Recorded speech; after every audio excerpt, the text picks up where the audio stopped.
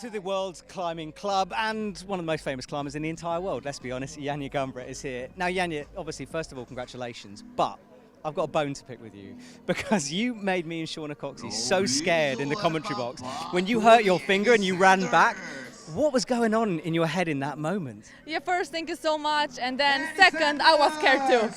I was really afraid that my competition will end earlier than I expected, so I was really afraid. I don't know how much I was crying after that in the ISO, probably for 10 minutes straight. So I was really afraid that I wouldn't be able to climb lead, but then I think like the Olympics itself and the adrenaline did its thing, so I could forget kinda about finger. But also I said to myself, Olympics are every 4 years. You need to like give 100% even if something is actually wrong. But honestly, I could move the finger straight away, so I was sure that it's not broken. But yeah, I also didn't care. I said if I'm missing a finger or the whole arm, I will climb that route. So yeah, I'm happy I did. Now, if you were missing an arm, that really would be impressive. Look, there's so much attention around you now. We've got 3-4 cameras on us right now. I know you're amazing at dealing with this, and you seem happy. Like you seem really relaxed. Are you relaxed? Like, is it a bit of a relief that it's all over? I'm always happy, let's be honest. But yeah, definitely. It is kind of relief, and I achieved my biggest goal this season, of course, Olympics. And honestly, if this competition wasn't held in Koper, I wouldn't compete. I would take rest, climb outside, and start competing again next year. But because it's like home turf, I love to be here. My family is here, my friends, my supporters, Slovenians. So it's great to be here. And honestly, I really enjoyed, and I climbed super relaxed without pressure, and that's what I like. I mean, this pressure, it's a different pressure compared to Olympics, but like definitely less pressure than I felt in Paris. One of the things I'm always so impressed with you is how you deal with the fans. I've watched you in the middle of qualifying runs go and sign autographs. You're such an incredible ambassador for the sport. Like, does that responsibility ever scare you a little bit, or do you just take it in your stride? I have to say I'm definitely honored and proud to be in this position. Of course, sometimes it's hard, especially if you're in the middle of qualies. You sign some autographs, but you need to be focused. So, but you need to like have a balance between those things. But definitely, it is responsibility, and I want to be a good role model for kids and for basically everybody. But honestly, I feel so much support and love from people, and I feel like I have to give it back in that respect. So I'm definitely very happy that I'm receiving this kind of support. And finally, because I know you are very busy, what's next? Like, do you continue with this world, or are you going to go and climb 9C outdoors? Like, what happens next for Janja Garnbret? I think I will focus more on rock climbing after this World Cup.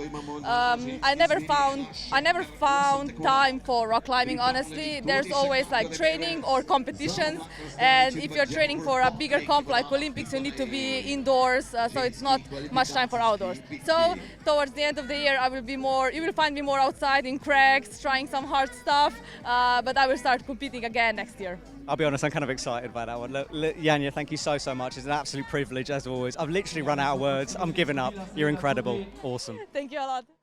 So qualification time, and you know what that means. It's time for the IFSC gridwalk, as we're calling it. So let's head from this backstage area, where the wall is on our right-hand side, into the audience, see if we can find some people to annoy.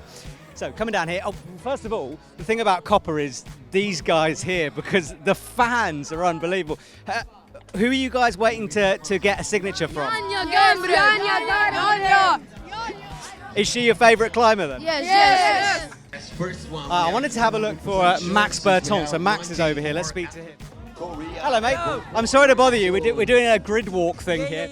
Max, look, you're just reading the route. You were 4th last time at the last World Cup. How's it? Let's move this way a little bit. I think we're in the way. How are you feeling for Koper? Well, I'm feeling great. I have a lot of pressure on the routes, but I still fight a lot, and I'm taking pleasure in the routes. But well, I'm just trying to climb good, and I'm not expecting anything. I'm just trying to go the highest I can go in the route, and that's it. Mate, I love your smile. Like, you seem so chilled at the moment. There's no pressure on you. You're just enjoying life. Yeah, well, I don't have pressure when I'm talking with someone, when I'm looking at the route. Just when I'm climbing, I feel like my heart is gonna explode, and I'm just having pressure when I climb, but that's it, you know. That's so cool. Well, look, best of luck for today, mate. Hope it you goes very well. much. Okay, let's see if we can find... Hello. I'm sorry to bother you. I'm doing an impromptu grid walk. First of all, congratulations Thanks so on the much. Youth World I appreciate Championship. 2 medals, right? Yeah, correct. 2 medals. A lot of people are saying you're the next Janja, all that pressure, you're in Slovenia, we've got the crowd behind you. How are you dealing with it? I'm just having fun, honestly. I think I don't overthink, I don't think too much about it. I do overthink, of course, but I'm trying to just, let it go and enjoy my path. And what's it like, because you have someone like Janja on your team, who's she's done it all, she's had to deal with that pressure. Do you get advice off her? Does she help you? I think just her being an example is a big motivation, like a big, she sets a standard that I don't think anyone will ever reach again, but it pushes us to want to be stronger and believe, It's I love hearing you speak because you sound so confident, so prepared for this. So look, best of luck, enjoy those youth gold medals, and I'll see you on the wall later on. Thanks so much, see ya. We're going to stick with the Slovenian theme here because Luka, I'm going to annoy you very quickly. I know you're a busy man. Congratulations for, again, putting on an amazing event. Has it all gone okay? Yeah, hopefully the weather starts to collaborate a bit more. Yeah. But yeah, we put all in, and I hope everyone is enjoying. I'm expecting some really good climbing also after in semis, especially in finals. And yeah, welcome to be here. Someone asked me on Instagram about the dimensions of the wall, and I didn't know. So how tall is it, and how overhanging is it? 18 meter up, Okay. 26 large, Okay. and additional boulder wall for next week, FISU comp. It's 30 meter long boulder wall. Yeah, I'm happy with the venue. And people can come here and climb, can't they? Like if you visit Slovenia, this is a public gym. Yeah. Normal open gym when it's not hosting big events. Yeah. We do a lot of team trainings also.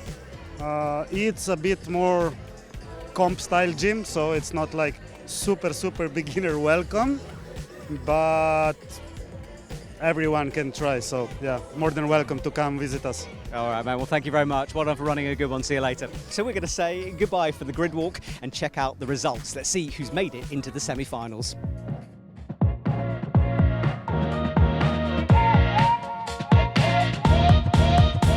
As usual, 26 men and 26 women have made it through to the semi-finals. Let's start with the women, and Janja Garnbret is in first place, looking relaxed but focused on the wall. Annie Sanders follows her, and the Olympic bronze medalist Jessica Pilz is on her return to the circuit in third. Team Slovenia did well, with Rosa Recker, Mia Krampel, Lucia Tarkas, Jennifer Buckley and Sarah Chopper joining Janja in semis.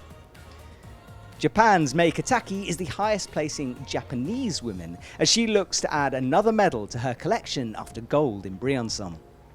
Keep an eye on Team Austria as young gun Flora Oblasa makes it safely through, and Mattia Pozzi keeps her dreams of a third World Cup finals in a row after Briançon and Chamonix.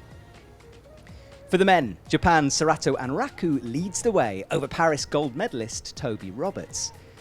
Team Japan doing well again with Satomi Yoshida, Zento Murashita, Ao Yurikuza, Taisei Homa and Shion Omata joining Sarato in the top 10. Coming off the back of 2 gold medals from the European champs is Sam Avazu as he cruises into semis. Taking the last place is Italy's Giorgio Tomatis, and it's great to see USA's Ross Fulkerson back in action. He's been mainly focusing on deep water solo competitions recently.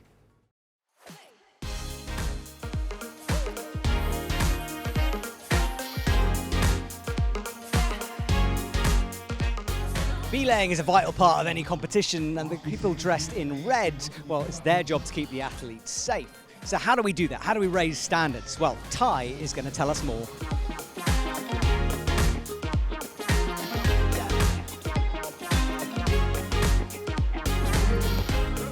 Now, we all know how important belaying is to any IFSC competition, and I'm here with the main man himself, Ty Hardaway. Ty, you've got a very unique role within the IFSC and the belay world. So let's start at the beginning. What are you doing here in Slovenia? Because normally you're in the US. That is true. Well, over the last couple of years, there's been talks between myself and IFSC to raise the standards of belaying. And what that means is not making it more safe, because for the most part, international belaying is very safe, but to make it more uniform, to give athletes the same expectations around the world, but to also focus a little bit in on the production side so that the belayers look the same, feel the same around the world.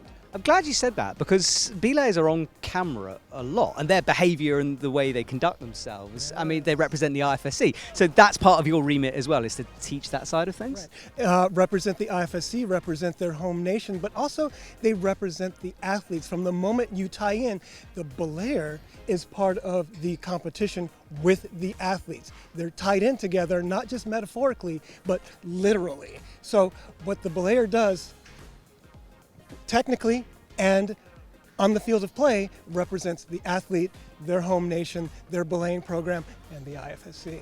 So I understand what you're trying to do, but how are you going to get there? Because we're at the end of the season now. I presume this is all being planned for next year. Yes. We're actually ahead of schedule because this is an initiative for next season, but we're getting some of the early work done now. And that's to create some content for the World Climbing Academy, so belayers around the world can log into their accounts and say, oh, I see what the standards are, what the procedures are, and how they want me to look on the field of play.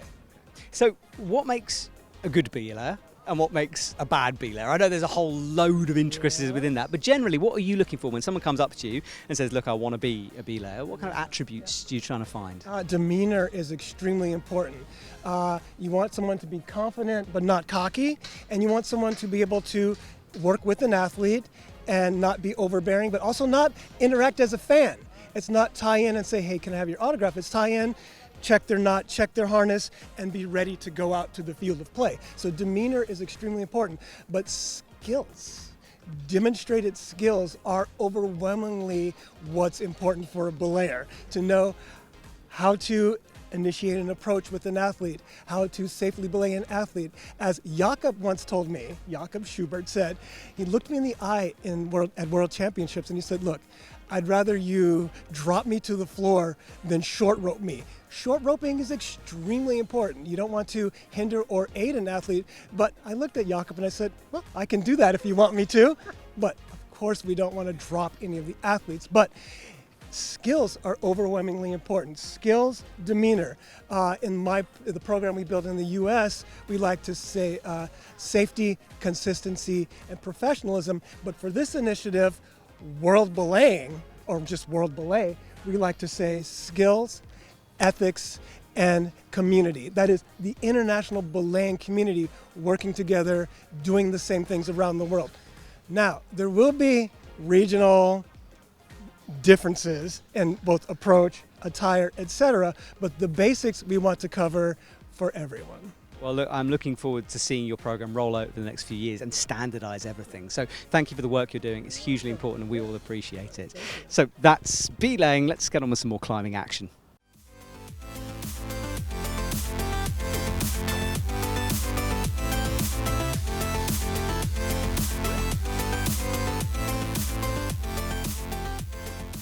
Only 8 can make it through into the finals, and the men's route had a cruxy, hard sequence where most athletes fell. In 8th was Do-Hyun Lee.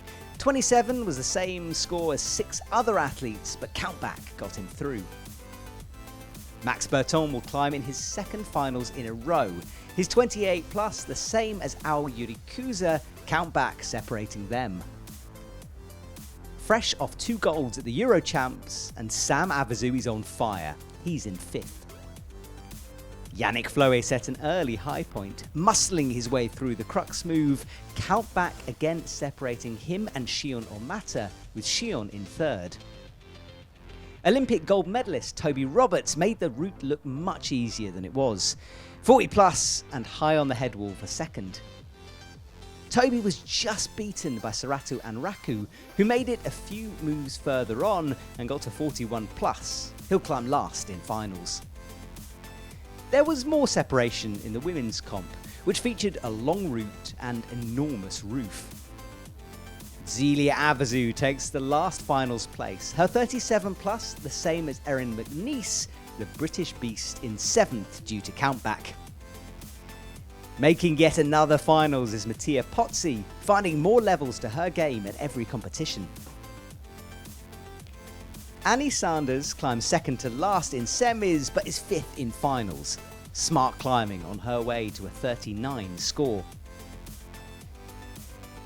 She's found real consistency on a lead rope this year, and super strong Oceana McKenzie got 40 plus. A few moves further on was Olympic bronze medalist Jessica Piltz, high up on the head wall. Laura Rogerer won the lead Euros last week and is clearly in very good shape, almost reaching the final hold, but falling on the jump. Last on, and with every move being cheered on by her home crowd, was Janja Garnbret. It was another flawless performance, and she topped out the route in style. With just the finals to go, there's still lots of exciting action ahead. Who will be crowned king or queen of Koper?